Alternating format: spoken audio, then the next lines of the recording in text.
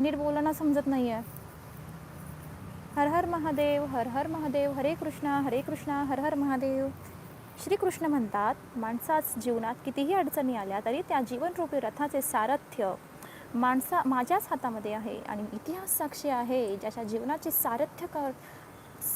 सारथ्य मी करतो त्याचा विजय हा निश्चित असतो. अर्जुन आणि दुर्योधनाची कथा माहिती आहे सर्वांना, सगळ्यांनाच माहिती असेल, पुन्हा एकदा सांगते.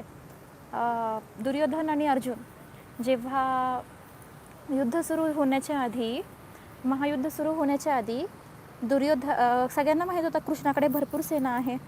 त्यामुळे कृष्णाकडे दोघांनी ठरवलं की जायचं कृष्णाची मदत मागायला. सो दुर्योधन आणि अर्जुन गेला. तेव्हा कृष्ण झोपलेले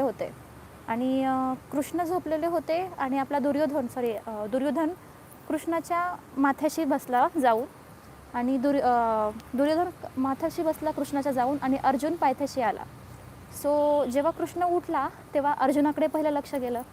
सो अर्जुनाकडे पहिलं लक्ष गेल्यानंतरनं त्यांनी अर्जुनाला बोलला की माझं तुझ्याकडे पहिलं लक्ष गेलं आहे, सो तू सांग तुला काय पाहिजे म्हणून. पण तेव्हा दुर्योधन म्हणाला की मी तर पहिल्यांदा आलो आहे, आम्ही तुझ्या माथ्याशी थांबलो होतो. पण कृष्ण बोलला की पण माझी नजर तर आधी अर्जुनाकडे गेली आहे, सो तू मग काय मागायचं आहे ते. सो मग काय, तरी पण दुर्योधन ओरडायला लागला, नाही मी आधी आलो आहे, सो मला आधी मागायचं आहे. तर मग अर्जुन म्हणला ठीक आहे, जाऊ दे, त्याला मागू दे. दुर्योधनाने सेना मागितली. अर्जुन खुश झाला, कारण अर्जुनला तर कृष्ण हवा होता.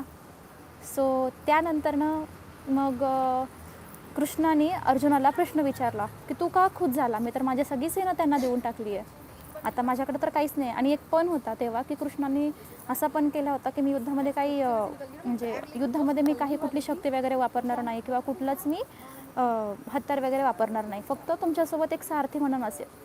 तरी पण अर्जुन म्हणला काही प्रॉब्लेम नाही. मग अर्जुनाला प्रश्न विचारला की का असं, मी फक्त तुझ्यासोबत आहे तर म्हणजे काहीच नाही करणार, तरी पण तुला का मी सोबत पाहिजे. तेव्हा अर्जुन म्हटला तू जर सोबत असेल ना तर मी सगळं काही जिंकू शकतो. हे आठवलं मला कथा. जेव्हा आपल्यासोबत आपला भगवंत असतो ना तेव्हा फक्त तो विश्वासच आपल्याला सगळं काही जिंकायला